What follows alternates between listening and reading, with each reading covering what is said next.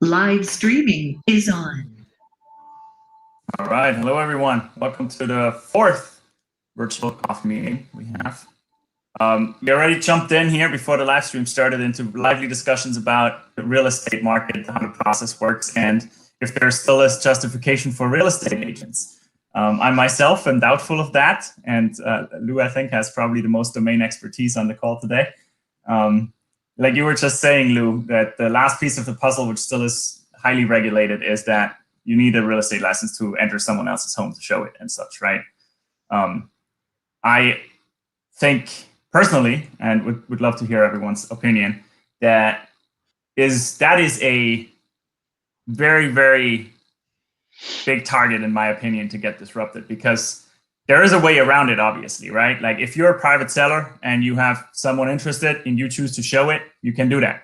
If I tell Timo, hey, Timo, could you show my home because I'm not in town? That's also perfectly fine. You just need the agreement with it from everyone.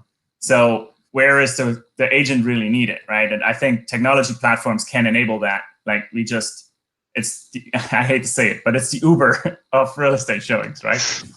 Yeah, especially when you're talking about 3 to 5% commission that you won't have to worry about.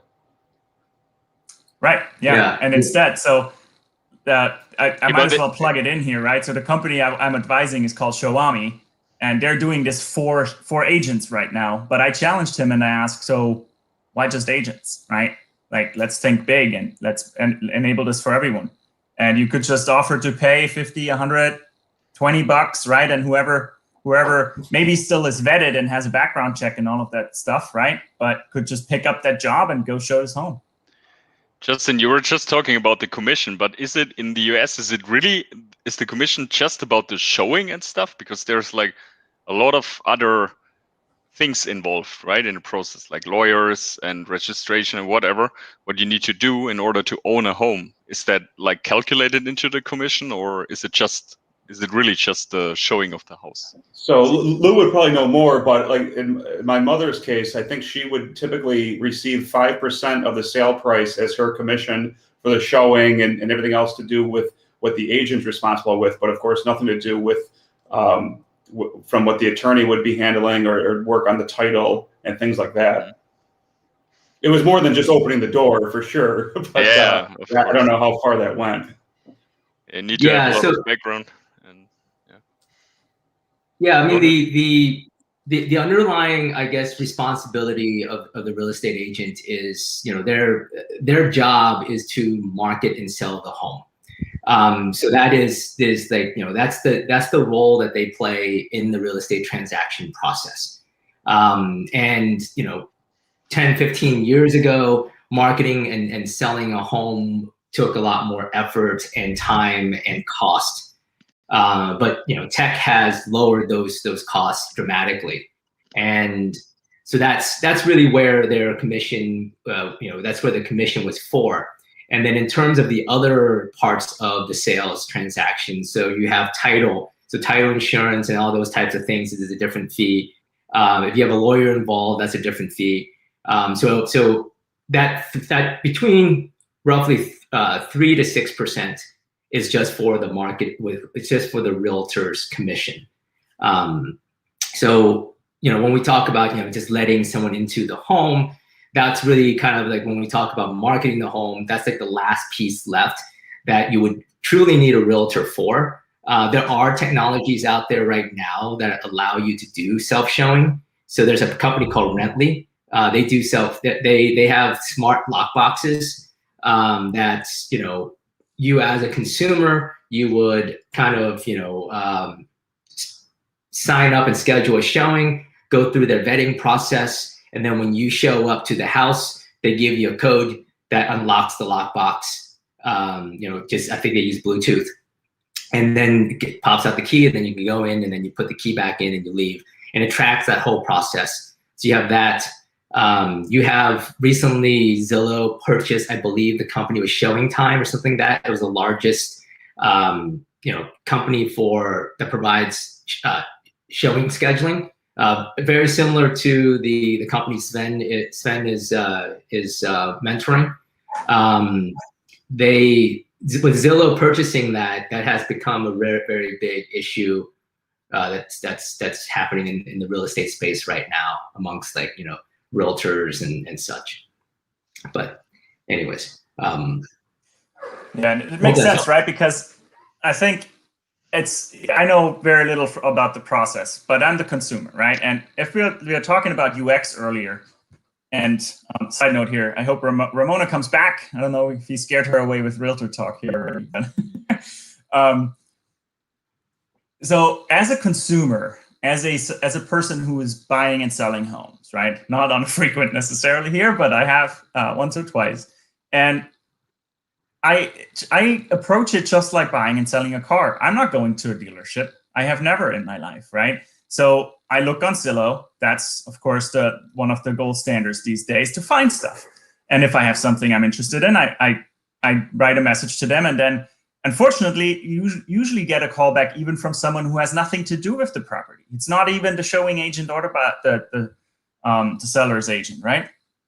So it's just frustrating, because then you have someone on the line who needs to refer to someone else, or who's trying to figure out what you want to know, doesn't even know what you want to know. And most recently, we're trying to buy land, rural land, and no one knows anything. I mean, even the agent on file for the property knows literally nothing. You call them and they're like, oh, well, you know, this and that, and well, we need to find that out. I'm like, well, what do I need you for then? We literally went to the local cafe, talked to people who live there, and found everything out in 20 minutes, right? And I think that's where technology is really good. And I think if that experience is like this for more people, especially our generation and younger, where we are used to getting information on demand, right? We don't want to call some average 56-year-old to tell us what we want to know. They might not even have that information when we want to know it. So I would not be surprised if that market's getting like gutted in the next couple of years. Yeah, there's a lot of talk about, you know, what type of value is left in that for that particular piece of the real estate transaction. Especially now, like you said, I mean, I'm the same as you. You know, when I was looking at property, you know, we basically knew more about the property that we were about to look at than probably either agent that was there. Right. Just because, you know, you do your research on it, because you're the one that's mostly vested in this, right? You know, you're dropping hundreds of thousands of dollars. Therefore, it's up to you to do your due diligence. So, right. But you would think that if you pay someone 3% of that they are your best resource, but it's not, right?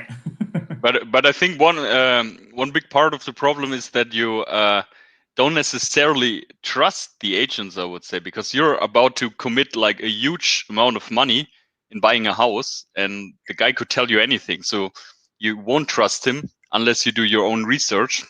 So it's basically... That's why in the States, at least, most people have a buyer's agent, right? That's the agent who represents you. Okay.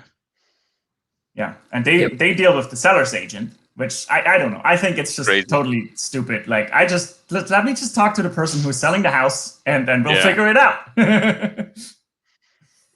Yeah. But of course, yeah, there's a little bit more to it. But I don't know. For the last time, which was a more traditional real estate purchase for us, same thing. There, you know, was seller to buyer communication, and we just had a lawyer draw up the paperwork that everything's above board. We initiated the title search, and that's it. But I don't know. There's probably a way more to it than what I know, but I think there is a lot which can be simplified, and that's where disruption usually comes in. Oh, I think we're getting groceries delivered. Let's see how long it takes until only you're there with your picture left, Sven. Yeah, no, I think we're getting groceries delivered, and me sitting next to the door. So, I'm eating some breakfast here, so I don't want you guys to see it. No breakfast at noon, Justin. Intermittent fasting. Okay, sure. That's what they call it if you get up at 11:45. Right. I'm eating some breakfast here too. Wasabi nuts. Nice. They're awesome. Is any one of you guys following the Indie Hacker podcast? I think I mentioned it on another call before. And or Li Jin, who is a venture capitalist. Yeah, I listened to about Yes, half of I it know. so far. Oh, okay. Yeah, because she just announced her first fund, Atelier Ventures, which is very, very interesting. I don't know if it's relevant for any of you guys on the call at this point, but she's, like in the announcement of the fund, she was called the godmother of the passion economy. And she's very much about the passion economy, which is, I believe, what we are doing here. We're enabling makers and founders in the passion economy. So go check it out. Go sign up for updates from that. I think that is very, very interesting. And I can't wait to dig deeper into seeing how, the values and the mission aligns. I think her big statement and her big mission in life is to recreate the middle class, which is quite ambitious, but super interesting. So just a little shout out here. Go check it out. What's everyone working on this week? We kicked off the new cohort. We have Yeah.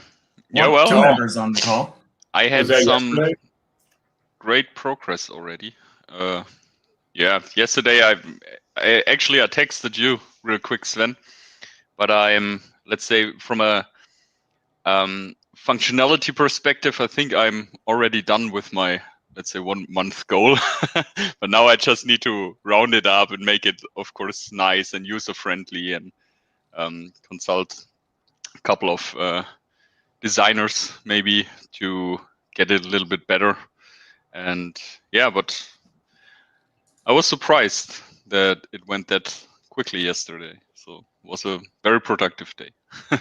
That's awesome. Yeah, Justin, yesterday. We kicked it off yesterday. It's every Monday morning at 8 a.m. Okay, cool. I'll have to check the video out. Did you proceed with your project, Justin? I checked out the other the first cohort videos, and Yeah, I'm still progressing with the plan to launch within 2 weeks, which I think I will be able to make it. Definitely took a bit longer in two regards. One, learning more about the stock market to properly build something out that is not going to provide incorrect information, and then a lot of the finishing touches and oddities that come with developing for a desktop Mac application, which I used to do, but it was and I can't believe it was 15 to 20 years ago. Is when I first got into it, and then I hadn't touched anything in 10 to 12 years. So a lot's happened since then. But it's been a lot of fun getting back up to speed and building. And so while I didn't officially launch in the cohort, so I missed out on that, I still want to, I'm 80% of the way there. So I want to button it up, finish it up, and release. sounds interesting. That's good. Yeah. That's kind of the point, right? Like, it's not so much if you can't make every little detail, it's that you're getting into that track of now sticking with it. So I think that's the biggest goal. Glad to hear that. Right. And out of that too, while I was developing this, I came up with another great idea that I'm excited about too, to build as a utility for web developers on the Mac. So that will be my next project. Awesome. Should I pencil you in for cohort 3? Sure. Nice. Awesome. Emmy, how's it going on your side? I know you were continuing. Yep. It's good. It's harder. I mean, not necessarily harder, but it's like yesterday I edited a video and I could have done the voiceover, but I was just like, I'll just wait until tomorrow. Like, there's just not that urgency to release the things without the accountability of the group. I mean, you can commit in to giving me $100 if you want. Perfect. Well, we do have the accountability, Ooh, but just a general check-in this week What? on Friday, 7 p.m. Check your calendar. Yeah, that's true for the follow up for cohort 1. Oh, we do? That was my idea too, but I won't have a whole lot to show for it. I don't think anybody will, except Arky getting kicked off of Instagram. Yeah, that's a good What? one, actually. Why? It's a negative one, but that's a funny one. Yeah. I think Steve's been chugging along. He's just been remaining silent. Yeah. So what's the backstory on getting booted? So we can make sure we don't step on that landmine. Building a bot, I think, primarily. No, I'm not sure actually, but I think it's just his entire project is a bot finding recommendations for you. And I think he's just breaking the limits, probably what's allowed on the API, I'm assuming. Right, or just trying to pick up on the behavior of a bot. So even though, because I remember he mentioned too that the library he's using has like built-in limiters and will automatically try to set and check or pause. But still, I'm sure that there's a lot of other ways to detect that it's a bot. And I'm assuming that those are not allowed. Which is kind of funny, right? Because this project's dead in the water, huh? Yeah, I mean, if he can't figure that out, yeah, because it's sad because like his project actually, I think, has value and utility, right? But I get it. Of course, most bots or a lot of bots probably don't, and are just kind of intrusive and ruining it for the people who are actually trying to build something valuable. But I'm not sure how to get around that.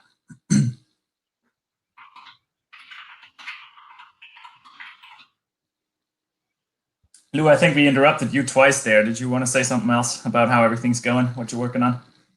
Oh yeah, I was just going to give a quick update. Day 2, I guess, since we kicked off yesterday.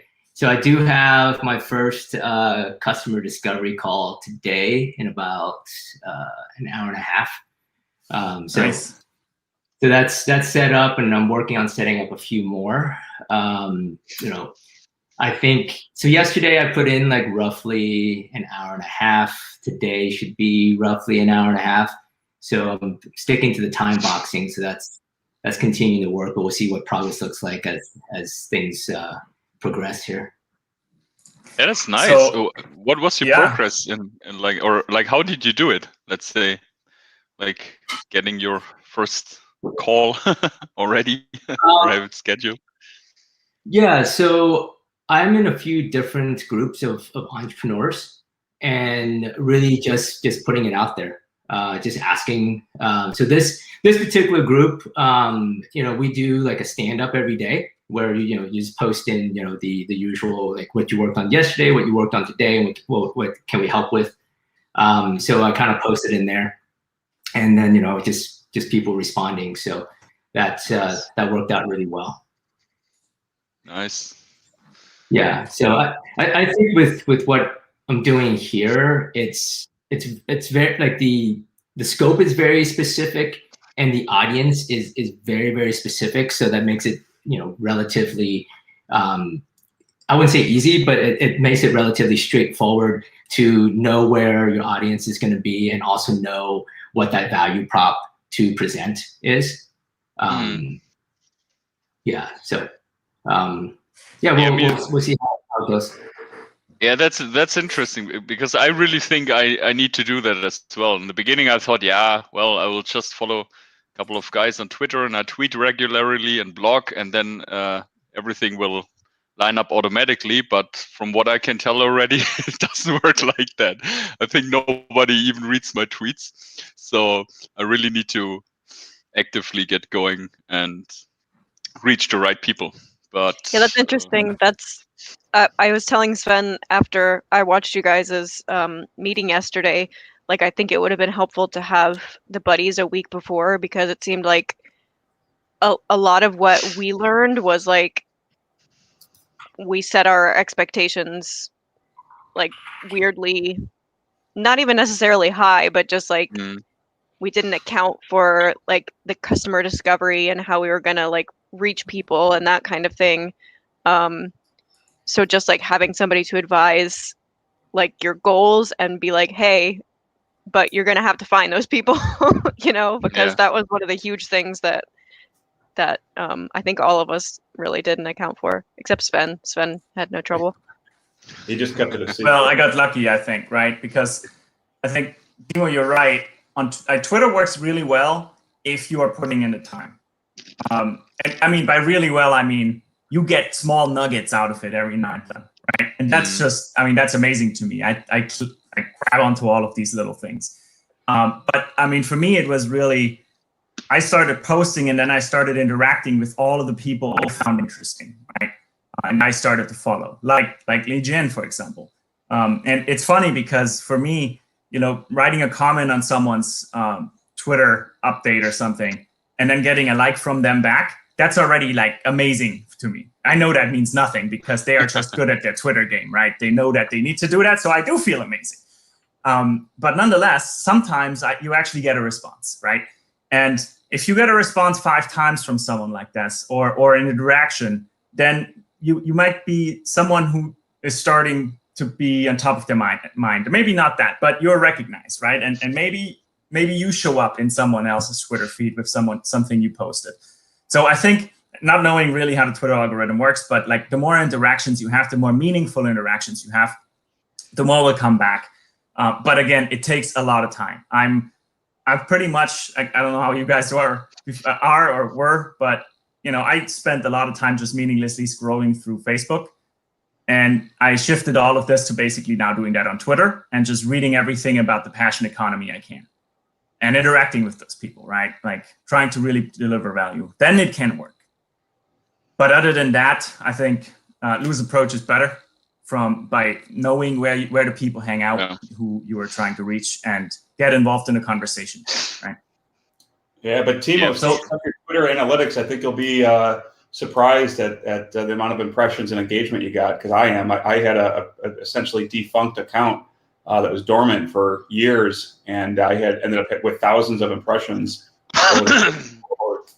Okay, interesting. I'm sorry. Yeah, I also think it comes down to where you are in your like customer development process. You know, when we start at 0, I think, you know, by spending that, let's say, hour, I think it's best spent by, you know, pinpointing specific people and then reaching out to them with a specific value prop that you know they will react to, versus, you know, kind of just start blasting things out, because you really have no social proof yet. You have no reason why someone will kind of, you know, respond to you. You know, it's like that's what I found in the past. Like kind of like gosh, I'm trying to think the name. It's like when it's let me find it and send it to you guys. It has to deal with something with like some it's like psychology of crowds. But I'll find it. I'll post it up in the Slack channel.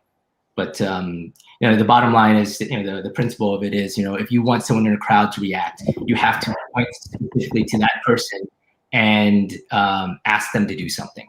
Otherwise, everyone else is just going to sit back and not do anything at all. Yeah. There is a cool experiment. This is only slightly related here, but from a psychology perspective, it is, I think. It's there's a person sitting in a waiting room, doctor's office or something, and they are in on the game, right? And every so often a bell dings, right? And then the person stands up. Bell dings again, person sits down. And then someone new comes in, an actual patient, right? And the bell dings, and the person who knows what to do stands up, sits down. Second time this happens, the new person does it again, is with them, right? Because they think they're supposed to. And this goes on and on and on until there's like 5 people sitting there, and then they remove the person who was in on the game and do it again. And the independent crowd still keeps doing it. And they keep teaching with nonverbal cues, right? Just by doing it. A new participants or new like people. It's very, very interesting. And you would think, that wouldn't work on me, but I think it would. Yeah, and then someone asks, why are you doing this? And then the response is, we've always done it this way, kind of. Yeah, right. So it maps back to society directly, in my opinion, I think. Yeah.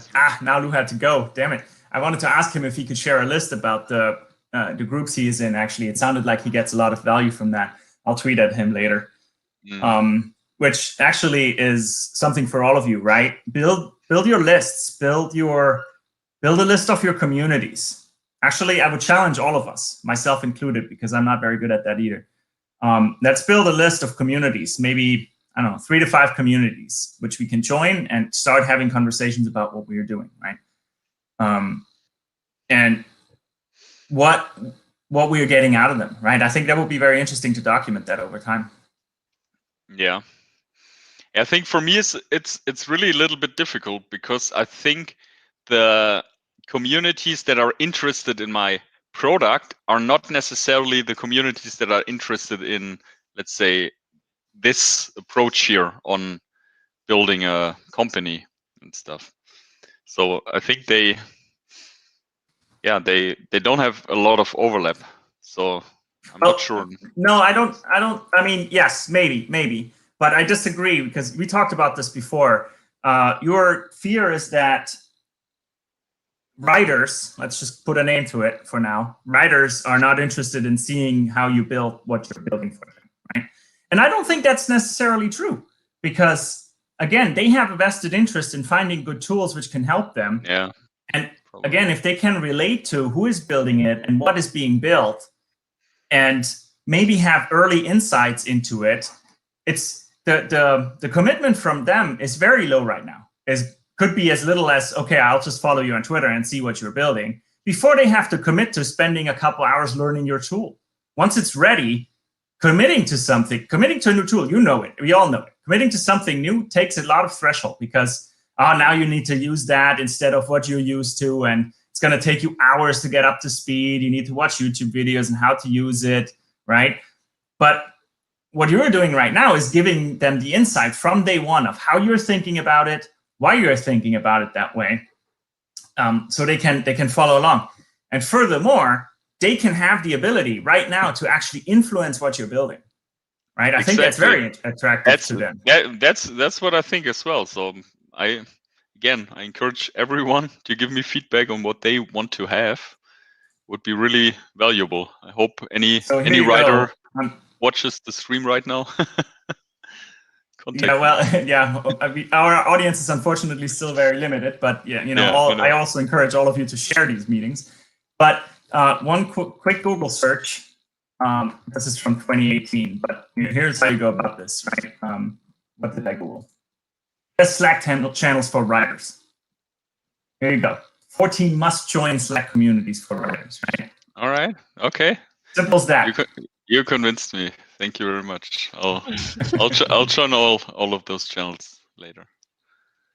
Then here's actually a newer post. Oh, and also, Emmy, do you remember I shared this with you before, that tool or that blog post from this one girl about how to lay out your book in Notion? No, I don't remember. Oh boy, I'll have to look this up for you, Timo. She was very interesting, and she had a good take on how you write books, and was very helpful trying to share on her blogs a lot of stuff.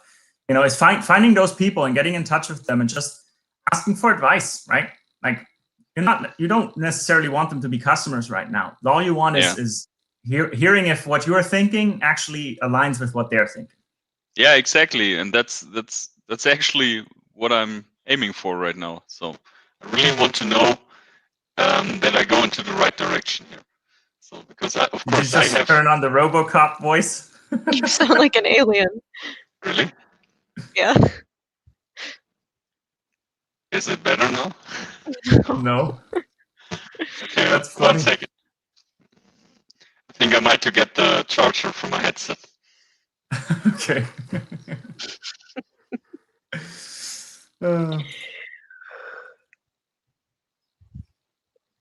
So, what else is on your minds?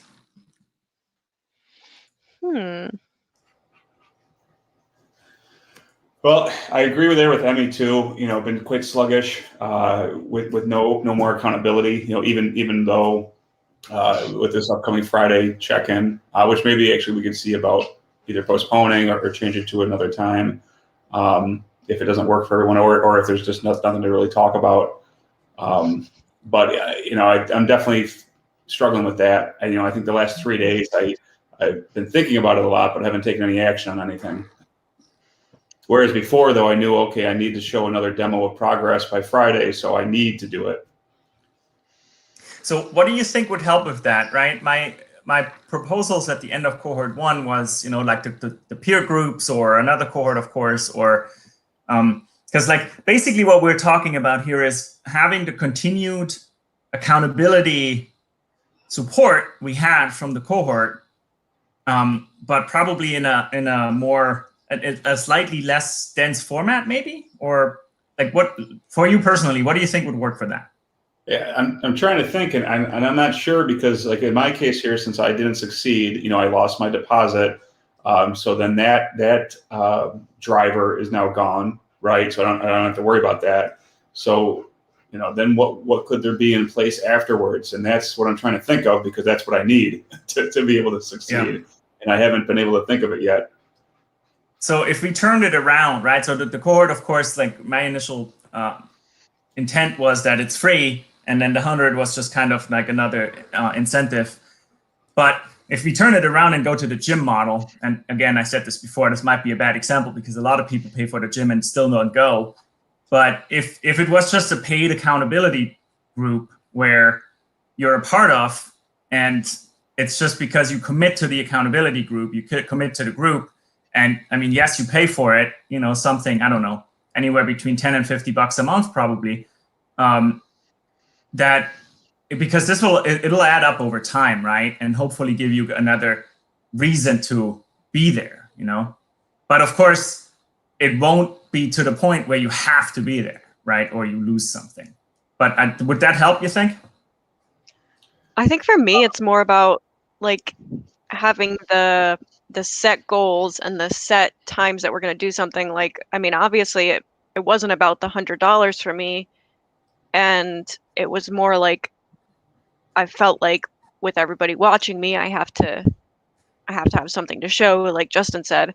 And I think that I need it in that density of the cohort rather than just a peer group, because I go down rabbit holes. It's what I do with everything. Like I'm not feeling inspired, so I'm just not really going to make anything today, which means I don't make a video today.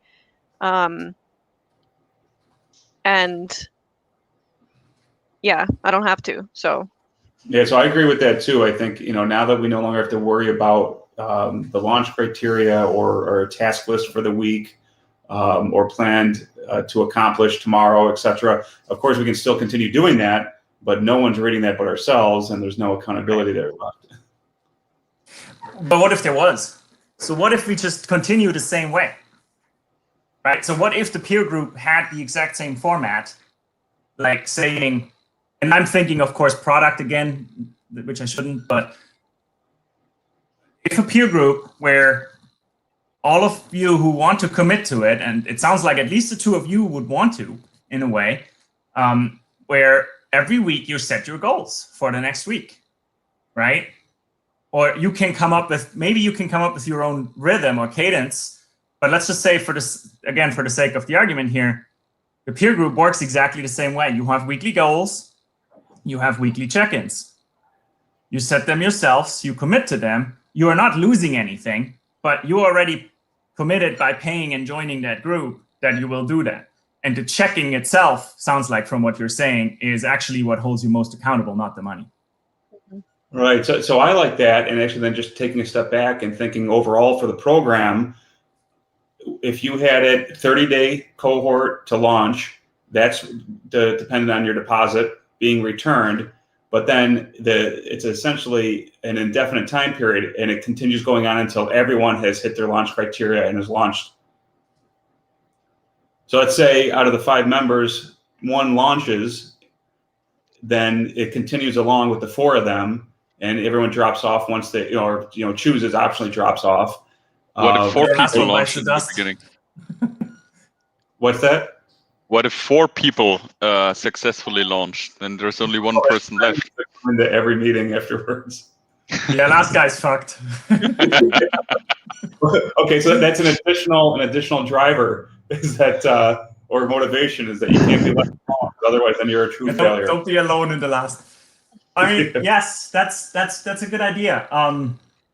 Maybe the I would last even person. say, I was thinking maybe the last person could maybe join the next cohort or something with a new group of people. Maybe.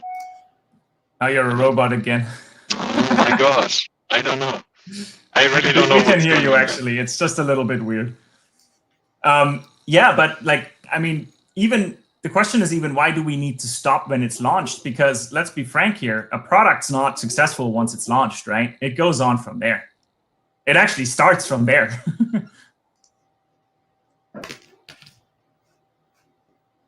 So instead of dropping off when you launched, your targets just changed, right?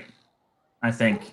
But you have now a group you're sticking with, is kind of, I think, the primary goal. The bigger fear I'm seeing is what happens to people who don't want to continue. Well, I suppose it depends on why. Like, was it because they're upset that they weren't able to launch, so they just give up, or because they learned, like Arky, obviously it's impossible for him to continue because the product is just not viable, or they completely pivot, so they want to scrap it and then start new again. I guess it depends why. I guess the biggest concern would be those who then are deflated because they weren't able to launch. Right. So how do you affect those? Because for any other reason, I think that it's a valid reason not to. Right, and I think that depends on the moral you can hopefully instill through the group, right? If the goal is just to get stuff done, it doesn't matter if this first one didn't work, right? Like, again, if you have a good group and the group helps you and the check-ins help you, then all right, whatever. The bot didn't work. Fuck it. I'm going to work on something else now. Guys, what can I work on? Right? Like, and then just keep motivating each other. And I think this is actually interesting where, of course, you have two options. You can either drop out, join a new cohort to launch with, and be in a new group, or you can stick with your group and just say, I'm going to, we know how this works now. I'm just going to start from scratch, with you guys. And this will be super interesting because then as one of the projects or some of the projects progress, the others might be starting over or joining something else, right? But I think the accountability group always will have a value add to the individuals, no? Mm-hmm. So now, with that being said, what would you guys need to do that? Why did it work in the cohort, and why did you not choose to join that group, just to start that group together? For me, it was the fact that you're going to have to present. So essentially, the slide deck to update, reflect what you've accomplished for the week. Even just populating that knowing that others will see it helped. And then, of course, the preparation for and needing to provide a status update in progress on our group call. I felt like everybody else was a little wishy-washy about it, so it was like not really going to happen. I couldn't tell if anybody else wanted it, and then I mean, I guess I could have just been like, "Hey, we're meeting," but I didn't. Wait, what do you mean? I might have missed the beginning of that. I felt like everybody else was kind of wishy-washy and didn't really know what they wanted to do. You mean as far as after the cohort? Yeah. I didn't know if anybody else wanted to start another like check-in thing. Oh yeah. Well, and that's why I think I said too that hey, let's meet again in 2 weeks, instead of just fall apart and never talk again. So, since the other two are not here, we're just going to go over their heads here, and we decide we're going to propose to start that peer group on our 2-week check-in, if you guys are up for it. And my question is, do you guys feel equipped to run it yourself, or would it help to have that facilitation? You know, Justin, you mentioned the slides and the status updates, right? Is that overhead? You know, does it help? Like if I or a platform or something, you know, gives you that very easily, where you just, you know, okay, you check in, you write down your daily accomplishments, maybe you write down your weekly recap, and then it's just there for you guys' weekly check-in, or Right. is that not really valuable? Personally, I'm fine with knowing that it just needs to be done before we meet, but I think others will need that facilitation. Yeah, it does help for me because like I don't know, like I could just do it myself, but I could just accomplish all my goals without an accountability group also. So it just adds that extra pressure. Okay. All right. Since we're still early in this game, you know, I'm happy to keep being the facilitator and keep kicking you guys' butts. And if that helps, you know, like that's I'm of course looking at this from two sides, right? From a coStarting perspective, I'm looking at this as, again, the potential product. If this helps people to stay on in these accountability groups, and if that helps people to keep launching stuff and keep iterating and keep, you know, improving, then that might be valuable tools to build, right? Where it's just, you know, you guys are in that group now, which you're signed up to that group, however that works. And you decide on a weekly meeting, it sends you the automatic meeting invites and all of that stuff, right? So that it's just that all of this minutia around it is not in your laps, because you guys are working on your projects, and that should be where most of the energy goes, right? Of course, you still have to fill out something somewhere to do your check-ins, right? But that could also just be a video, like before your check-ins, you upload a status update video or a product demo or something. Mm-hmm.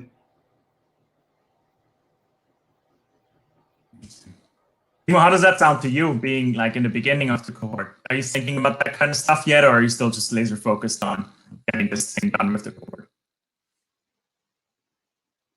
1 second. Can you hear me now correctly? I was For just now, yes. okay. I was just trying to fix it. Yeah, I was right now. Obviously, I'm focusing on my goal, but I was already thinking about how can I proceed after the cohort, because I already have the feeling it's valuable, at least like with the social media interaction. This is something I've never done before, so now I'm kind of forced to do it, but I also like it. You know, it's like I like writing my blog posts, and yeah, sometimes tweeting is a little bit difficult because not always I know what to tweet about. Still new at this, but it's it's already getting I think some value out of it. And yeah, let's see how the month proceeds. But if by the end of the month maybe I get even more value, like pushing my product forward, would be great. Then of course I would continue. It's a good thing. Okay, cool. Because it's interesting, right? I did a survey for all of the previous cohort members, and some of the questions, I think I tweeted about it if you guys saw it, but some of the questions were, you know, is this valuable to the point where you would consider paying for it? Again, very selfishly, because this is the product I'm building, right? Of course. But actually, almost everyone said yes. And even if they said they wouldn't pay, they still entered how much they would pay if it was paid. So I still took that as a yes. And it was quite broad. It was like between $2 and $10 a month, right? Because our community is still fairly small. But I mean, I'm not reading this wrong, or is that implied in the back of their heads is like, yes, they kind of would want something like that. They might just want to see more value develop in this community. I think you're right. I mean, the main problem is, I think, that people don't know that they might want it. You know, I also didn't really know. Okay, yeah, what benefits can I get from this, or why would I join a cohort? Then I did it anyways, and now I think it's. I mean, we just started, but I think it's already great. I feel more motivated, kind of, to pursue my goals, and yeah, I don't know. Maybe it's just because of the different project, or it's accounted to the cohort. I'm not sure yet, but I think it's good. Yeah, for me, it's like, I would just get bored, not bored, like I like what I'm doing, right? But without like the interaction, working by yourself for yourself can be like really isolating. And Yes. the two ways the cohort helped me with that was just talking about what I'm doing, getting the reactions from people, because I get kind of like jaded to what I'm doing myself. So having to see some real-time reactions from peers, people that I admire, and then also like having those social media goals where I'm connected with people who are doing the same thing in the same space, and like just having somebody, not feeling like I'm alone in what I'm doing. Yeah, I kind of feel the same way, because yeah, I wrote it in one of my blog posts. Usually you sit there and you develop the most amazing thing in your head, but you do it all alone. And Mhm. of course sometimes you get feedback from your friends and family, but then you ask them for the 10th time, hey, what do you think about that? Can you proofread this? And then they get annoyed, or you at least think they get annoyed, and you don't feel very comfortable with. So it's nice to have a Mhm. group where yeah, everybody's in the same boat basically, so they can ask me about feedback for their products, and yeah, I can do the same. So it's Yeah, I don't know, exactly. it's nice.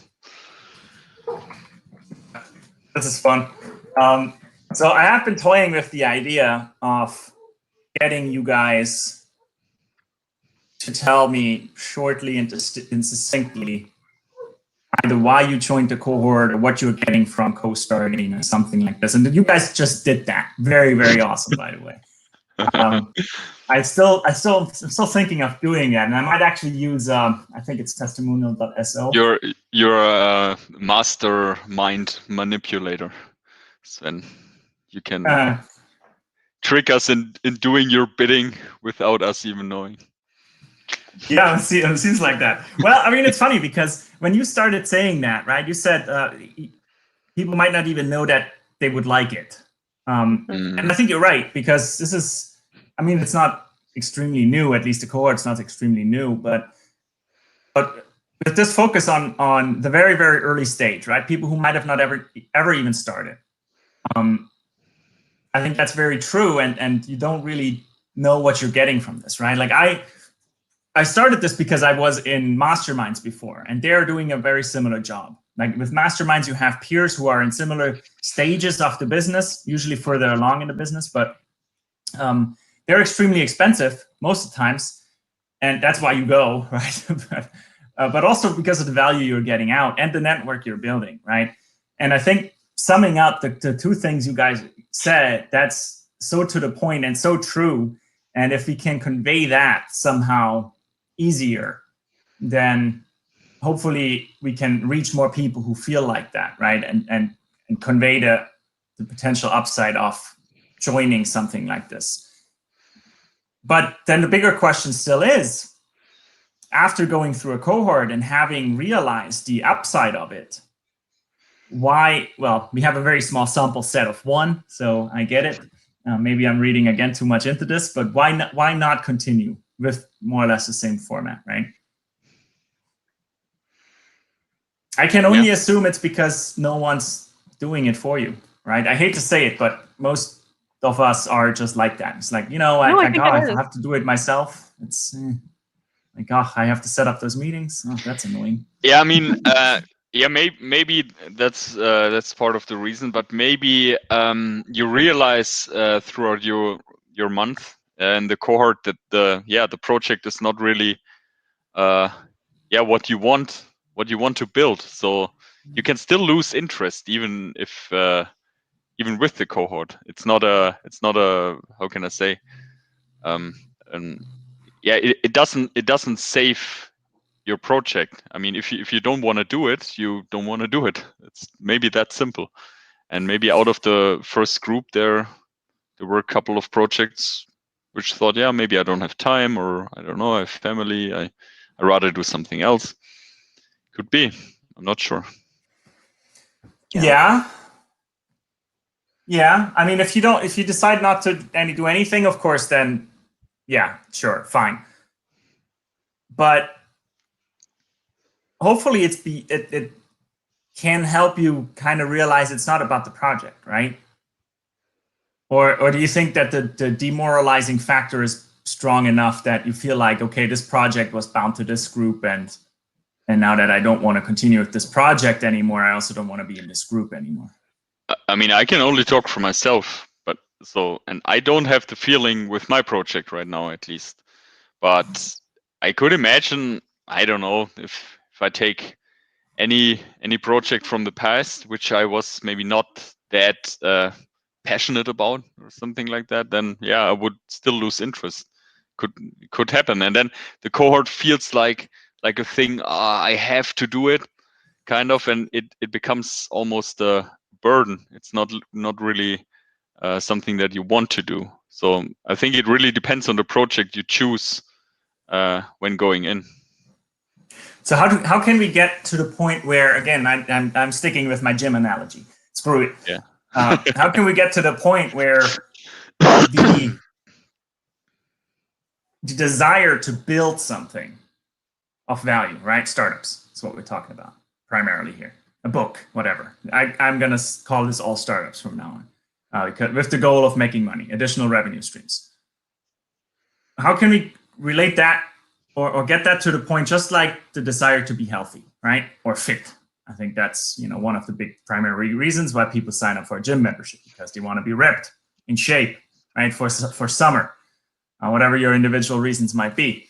And just because, like getting your six-pack in the first month didn't work out, you're not quitting the gym membership, right? Like, you're still going back. You're still wanting to be fit. Like, it's not so much that first project, I think.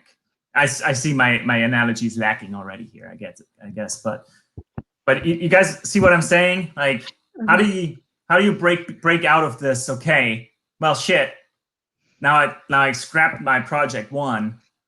I still need to go to this group who's trying to hold me accountable. But it's because you want to do the next thing, right? And even if you say, hey, I'm not going to do anything for a month, I'm just going to go and I'm going to follow along and help the others with what they're doing. And eventually I'm going to have another motivational boost and another idea. I mean, one thing that I found already helpful is that you're like, before you start with the cohort, you're already forced to, I'm going to say, to sich auseinandersetzen. Sven, what is this? Like to... Yeah. Wait, so you're with a topic, you mean, right? Yeah, like to get into your project and think about it a little bit more. And I mean, that was, like, for example, part of like the things where you had to describe your business model, or where you define your launch criteria and stuff. You already need to think, yeah, where do I want to go with my project, or what can I imagine? Most of the time you just get started, and you have a vague idea of where it's going, but you don't really see the big picture, and then it's easier to get lost. So I think that's already a good thing with the cohort, that you have to do that in the beginning. And yeah, I'm not sure if this section is particularly valuable for everyone, but yeah, for me, I wouldn't have minded, like, if it was a little bit, let's say, blown up, that you have to dig a little bit deeper before getting started. I don't know what that means now, but I hope you get the idea a little bit. Yeah, no, I do.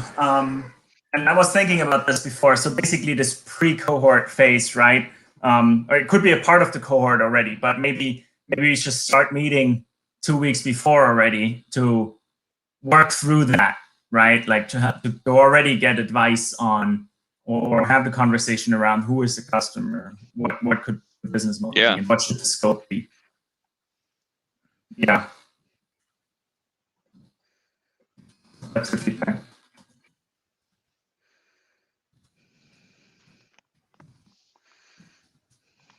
All right. Okay. Yeah, I think so. Justin seemed to have dropped off or had to drop off earlier there too. But I think, Emmy, between the two of you, I think we have consensus and that you guys wanted to do something like this. I do think it needs to go beyond just having launched because, for example, for you, that's a different criteria, right? Like you're building a community. It's not such a fixed goal as releasing a software. Mm-hmm. And I also think it goes the same way for Justin with Optionator, because just because it's out there now, that doesn't mean anything, right? Like now what? Now who's using it? Is it selling? Is it still right? Like, am I having the features people want? So I still think it can go beyond that. Do you think it's still valuable with 2?